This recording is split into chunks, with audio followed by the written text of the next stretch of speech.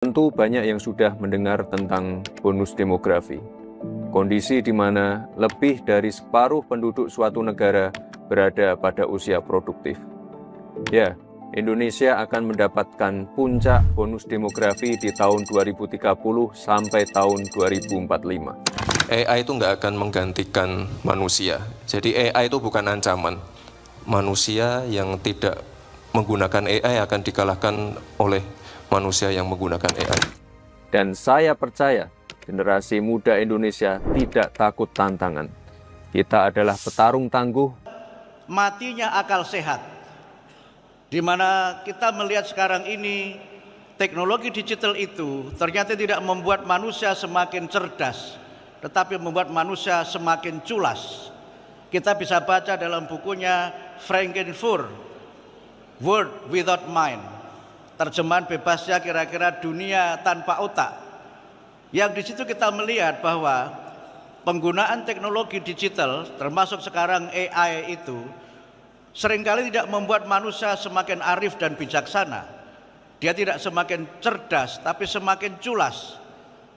Furter menyebut ada dua gejala yang membuat kenapa manusia tidak cerdas itu.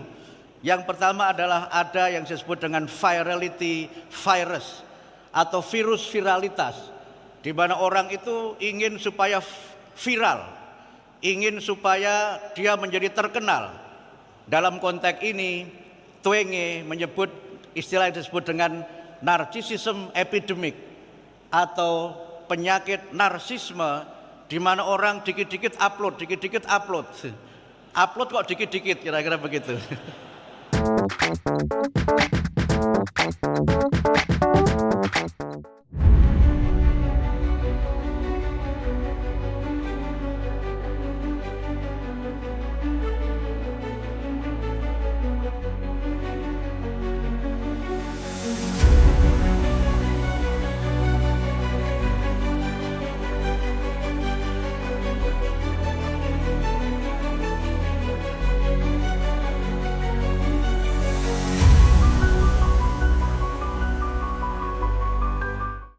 Halo warga digital dimanapun berada, jumpa kembali dengan saya Heru Sutadi di kanal Republik Digital. Di kanal ini kita akan banyak membahas mengenai perkembangan digital baik di Indonesia maupun di dunia. Di kanal ini kita akan banyak ngobrol, membahas hal-hal yang penting dan menarik terkait dengan perkembangan teknologi informasi, digital lifestyle, kecerdasan buatan, kemudian juga ada pelindungan data, keamanan siber, dan juga penyiaran digital. Bagi yang baru bergabung, jangan lupa untuk subscribe tayangan Republik Digital ini dan juga memberikan like dan juga share bila mana konten-konten yang disajikan oleh kanal Republik Digital memberikan pencerahan dan juga bermanfaat bagi teman-teman semua. Perkembangan teknologi informasi dan komunikasi, khususnya perkembangan artificial intelligence atau kecerdasan buatan atau kadang-kadang disebut juga kecerdasan artifisial, memberikan satu fenomena baru terkait bagaimana kita memanfaatkan teknologi. Ada banyak hal-hal yang sifatnya itu pro terhadap perkembangan AI, tapi ada juga yang mengkritisi perkembangan AI. Nah, di sini kita akan coba membahas bagaimana AI bisa memberikan manfaat yang optimal bagi kita, kemudian juga tentunya adalah ada ancaman juga dari perkembangan AI terkait dengan bagaimana penyediaan lapangan kerja. Karena banyak disebutkan juga bahwa AI akan mengambil begitu banyak lapangan kerja atau pekerjaan yang selama ini dikerjakan oleh manusia. Nah, ini yang menariknya adalah bahwa kita memasuki apa yang disebut dengan bonus demografi. Ketika AI banyak menggantikan peran manusia, tentu saja yang kita khawatirkan adalah bahwa manusia tidak lagi mendapatkan pekerjaan. Nah, Indonesia tentu mengalami suatu proses yang akan berat. Karena betapapun Indonesia memasuki usia muda yang sangat besar, yang memang harus produktif, harus mendapatkan lapangan kerja. Sebab bila mana tidak, apa yang kita cita-citakan untuk mencapai Indonesia Emas 2045 akan berubah menjadi Indonesia cemas. Lalu bagaimana kita memandang perkembangan kecerdasan buatan atau AI sehingga dia dapat mendukung Indonesia Emas 2045? Sebab kalau kita hanya bicara teoritis tidak membicarakan dampak-dampak yang juga mungkin ditimbulkan, kita khawatir bahwa apa yang kita khawatirkan tadi, Indonesia cemas bisa jadi terwujud. Karena Indonesia memiliki potensi masyarakat usia muda, usia produktif yang harusnya bekerja, kemudian pekerjaannya ternyata digantikan oleh AI. Untuk mencapai visi Indonesia 2045, kita harus sepakat dulu nih guys. Karena apa? Karena kalau kita tidak sepakat sejak awal, ini kita ada yang satunya ke kiri, satunya ke kanan, satunya ke barat, satunya ke timur, bahkan utara dan selatan gitu ya. Yang mungkin tidak ketemu di arah yang sama. Yang pertama itu adalah bahwa kita harus memiliki kesamaan pandangan tentang bagaimana AI dapat dimanfaatkan untuk mendukung Indonesia Emas 2045. Jadi AI itu adalah digunakan sebagai alat transformasi. Alat transformasi Indonesia yang sifatnya inklusif, beretika dan juga tentu berbasis kedaulatan teknologi. Jadi kita harus sepakat bahwa AI ini adalah alat. AI bukan tujuan akhir. Jadi kalau banyak orang mengatakan kita harus AI itu sebagai tujuan akhir. Tapi bagaimana sebenarnya adalah bagaimana kita bisa memanfaatkan AI dalam kehidupan kita. Jadi misalnya mempercepat pembangunan sumber daya manusia, meningkatkan kesejahteraan, kemudian juga mengatasi tantangan sosial ekonomi. Dengan pendekatan yang tepat, maka AI dapat mendorong Indonesia menuju kemajuan, tapi juga kita juga memperhatikan dan mencegah resiko seperti hilangnya pekerjaan dan ketakutan bahwa Indonesia emas berubah menjadi Indonesia cemas. Ada beberapa hal yang perlu menjadi perhatian kita bersama mengenai bagaimana cara kita memandang AI. Yang utama adalah bahwa AI sebagai alat, jadi dia hanya sebagai tools, bukan mengganti manusia. Jadi kalau banyak pekerjaan yang kemudian digantikan oleh AI, ini tentu tidak sesuai dengan semangat bagaimana kita menghadapi pertumbuhan generasi muda yang sangat besar. Karena itu bisa jadi akan mengambil pekerjaan yang mungkin bisa dikerjakan oleh anak-anak muda kita. Bonus demografi di satu sisi memang memberikan sebuah keuntungan bagi sebuah negara. Tapi di sisi lain, bonus demografi juga bisa menjadi beban ketika orang-orang mudanya yang harusnya produktif memberikan kontribusi bagi bangsa dan negara kemudian dikalahkan oleh AI atau mungkin diambil alih posisinya oleh AI. Itu yang pertama. Sehingga pendidikan dan pelatihan mengenai AI harus lebih menekankan bagaimana manusia sebagai pengendali utama AI dengan keterampilan untuk memanfaatkan teknologi ini secara bijak. Yang kemudian tentunya kita juga harus memberdayakan sumber daya manusia. AI di satu sisi sebagai sebuah teknologi yang bisa menggantikan posisi manusia, tapi ketika manusianya tidak diberdayakan untuk bagaimana memanfaatkan AI secara baik, tentu ini menjadi persoalan yang mungkin akan muncul. Ini seperti juga kita menyelesaikan masalah dengan masalah. Memang ada pemikiran untuk memasukkan AI ke dalam semua jenjang pendidikan. Dari dasar sampai menengah, kemudian juga pendidikan tinggi. Nah, ini memang perlu juga kita cermati, terutama untuk pendidikan dasar. Karena betapapun pendidikan dasar di berbagai dunia adalah pendidikan untuk menggembirakan siswa. Jadi siswa jangan kemudian dibebani pemikiran-pemikiran untuk bagaimana menghafal tentang coding, tentang AI. Karena ini masa-masa yang memang masa-masa yang menggembirakan bagi anak-anak kita. Memang integrasi AI sejak katakanlah pendidikan dasar, SD gitu ya, memang ini diperlukan untuk membangun literasi digital sejak dini dan juga mendukung visi Indonesia Emas 2045 serta mengatasi kesenjangan teknologi. Namun, nah ini namunnya nih, implementasi harus berfokus pada pembelajaran berbasis kegembiraan. Menggunakan pendekatan seperti games gitu ya, mengintegrasikan dalam mata pelajaran yang ada serta pelatihan guru yang memadai. Jadi memang dengan cara itu AI dapat menjadi alat yang memperkaya pengalaman belajar anak-anak SD misalnya gitu ya, tanpa mengubah masa sekolah mereka yang memang penuh hafalan dan juga tekanan akademik. Karena kan sekarang itu kan juga begitu banyak mata pelajaran yang juga harus mereka ikuti gitu ya. Dan juga tentunya adalah bahwa pendekatan ini haruslah bersifat inklusif. Apalagi kita memiliki wilayah-wilayah yang terluar, terdepan, tertinggal gitu ya. Yang memang ini krusial juga untuk bagaimana mereka dapat dipastikan dapat memanfaatkan AI secara merata, menjaga semangat kegembiraan belajar sambil juga mempersiapkan generasi yang siap menghadapi masa depan.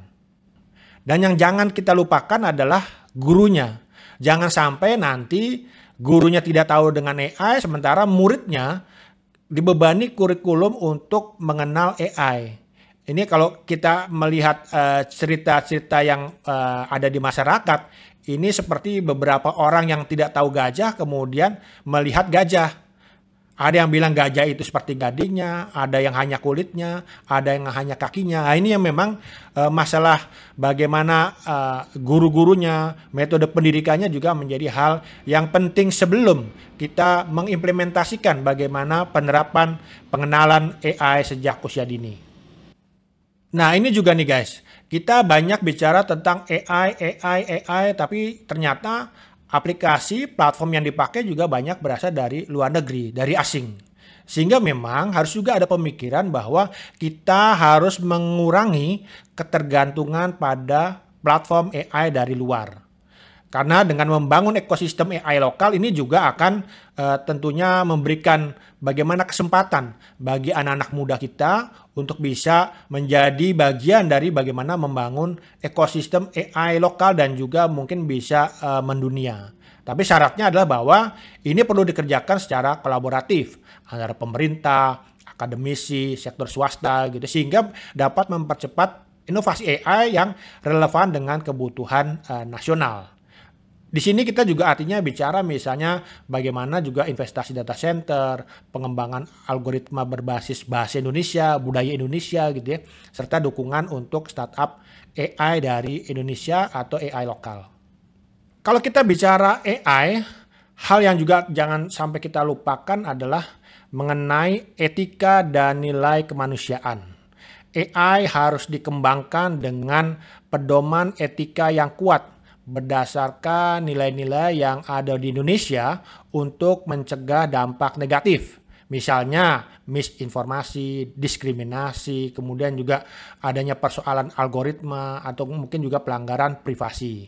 Kemudian juga kita juga harus bicara ketika bicara tentang AI juga harus ada pendampingan dalam mengadopsi AI agar masyarakat kita tetap kritis dan juga tidak malas berpikir gitu ya. Ini juga sudah diungkapkan beberapa pejabat kita mengenai hal itu, tapi etika juga jangan dilupakan dan juga tentunya adalah pendidikan karakter agar kemudian AI tidak justru kemudian memiliki dampak negatif yang dapat dimanfaatkan untuk kejahatan-kejahatan model baru yang sebelumnya itu mungkin kejahatan-kejahatan yang berbasis digital biasa yang kemudian dapat digunakan dengan AI seperti deepfake gitu ya. Kemudian juga kita bicara nanti bagaimana keamanan siber gitu ya. Kalau dulu kan keamanan siber itu kan untuk menembus misalnya password segala macam, menembus data center itu kan butuh waktu. Dengan AI dapat dimanfaatkan dengan cara yang lebih mudah dan lebih cepat gitu ya. Sehingga